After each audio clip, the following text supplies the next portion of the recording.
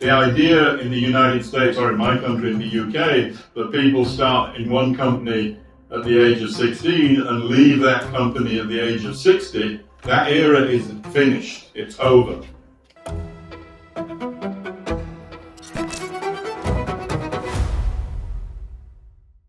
Before the mid-1980s, it's not that international capital and international finance were absent. They were, of course, present, but they were very much regulated and controlled, and their footprint across the globe was much smaller. So the real defining feature of hyperglobalization is this dominant role of international finance in the shaping of the world economy. It's not the only factor, though, that I think is important. That rise of finance, which itself is very concentrated, right? It's not, international finance is not dominated by small firms. It's dominated by big international players, the Goldman Sachs, the JP Morgans, the European financial institutions, Deutsche Bank and others. These are the big players in international finance. Of course, you have smaller players, like you have smaller actors in hedge funds and other institutions. Now you've got asset management companies, which are themselves very large, BlackRock and State Street, and these big players who have emerged over the last 20 years in international. These are big international bodies. They're not small players.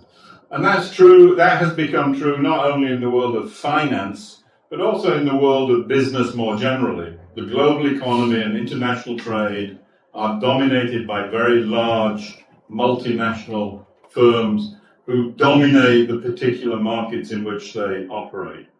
That's true in telecommunications. You all know the nature of the big telecommunications companies. It's true with big agricultural companies. It's true of big pharmaceutical companies.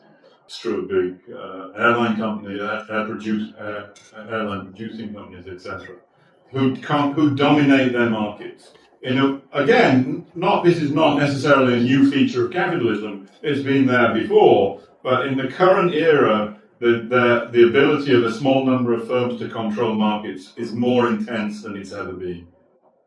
And there are very few new players in that world. We've seen new players emerge from South Korea in the last 25, 30 years, and we're beginning to see new players emerge from China too in the last 2 decades. But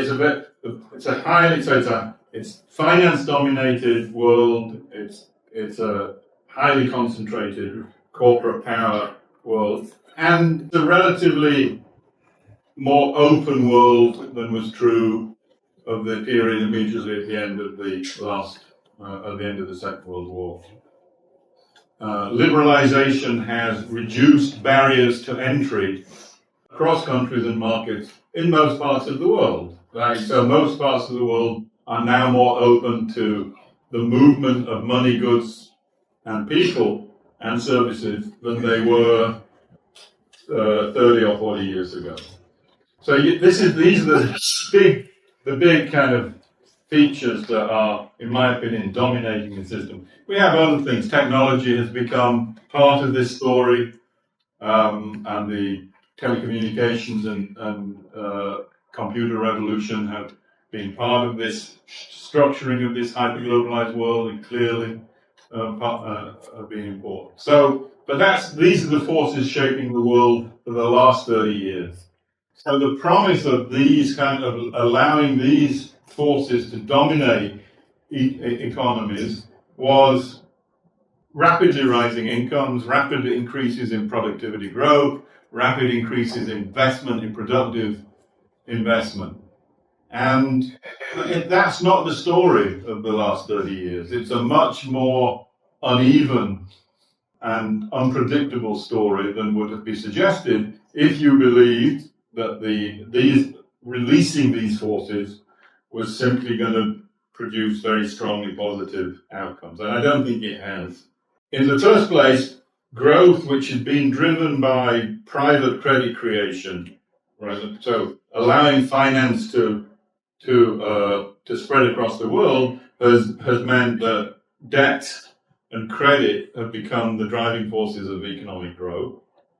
And to some extent, what I would call rent-seeking behavior, this notion of cornering markets, essentially, have been the drivers of economic growth.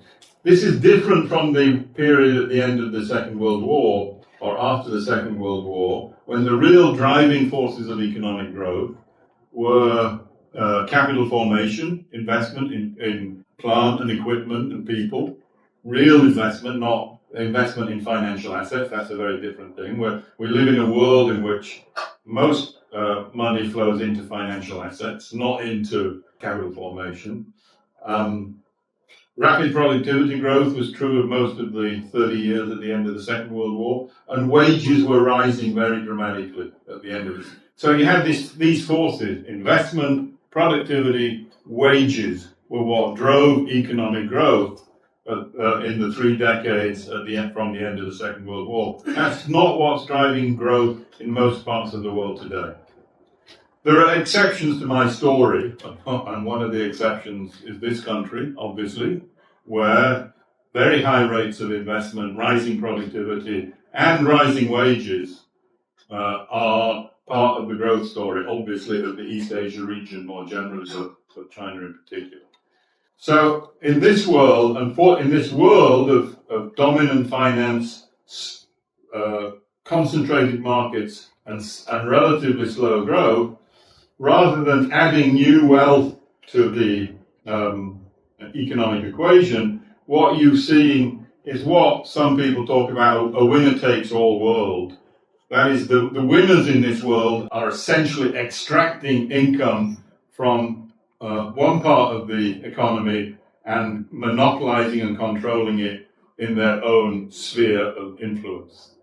And that, of course, is a recipe for growing economic inequality, which has been a dominant feature of the hyper-globalized world. Both income inequality and wealth inequality have risen dramatically over the course of the last 4 decades. So this is what I would call an age of extraction, and of course the environment. If you think people can be abused in this kind of way, it's not very difficult to think that the environment can also be abused in this kind of way as well. It's just there as something that to increase the portfolio value of firms and financial actors. That's clearly what has been happening in terms of the environment as well as in terms of the social structures. So this is a world of slow, I see it then as a world of relatively slow growth outside some important pockets, and we have to talk about those. It's a world of precarious jobs.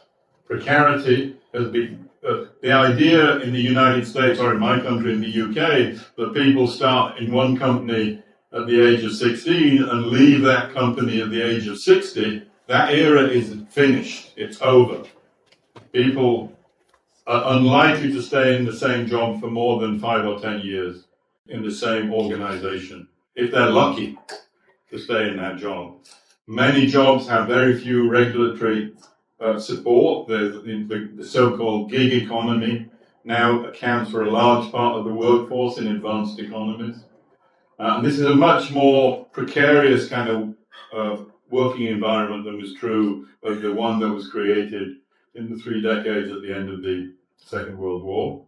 The social contract is disappearing in many countries. Some countries in Europe have managed to retain a social contract of sorts for medicine and education and other public goods, but in many other parts of the world that's fraying.